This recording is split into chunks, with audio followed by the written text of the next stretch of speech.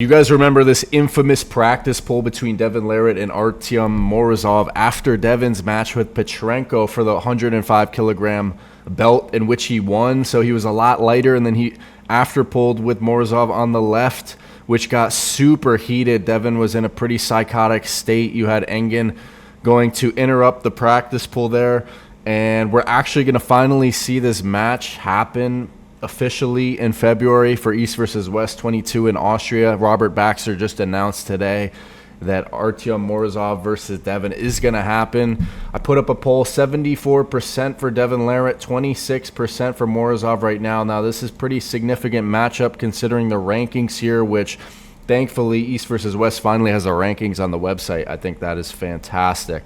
Now, this is going to be very helpful so athletes can track where they're at in the rankings. So still, obviously, some of the weight classes aren't completely filled out from 1 to 10, but I think that will come. It'll be a work in progress, but just having the rankings up is a good thing.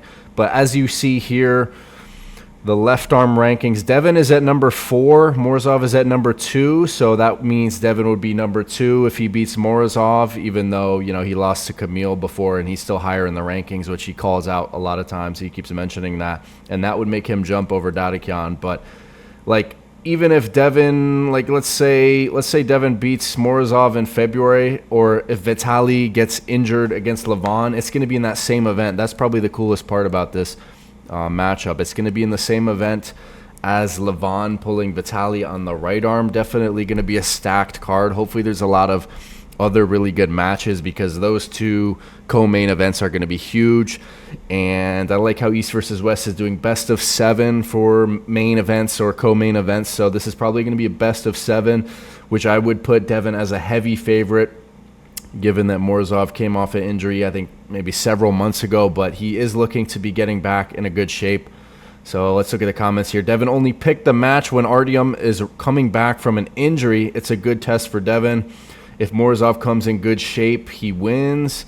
Finally, great match, but Morozov will struggle with Devin as an opponent. When and where was this match announced? Well, Robert Baxter, announced it at the end of the event there. We've got a Russian comment here. If Devin wins, then in April there will be both hands with Vitaly. I'm almost sure, I was thinking that too.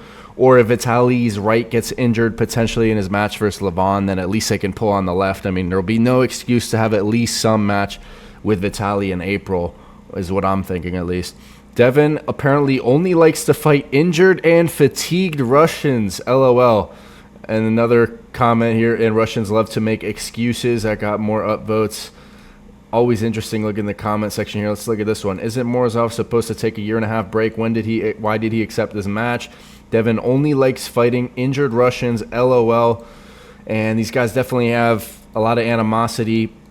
In a recent video, Morozov was saying about the legacy hammer, forget about the hammer,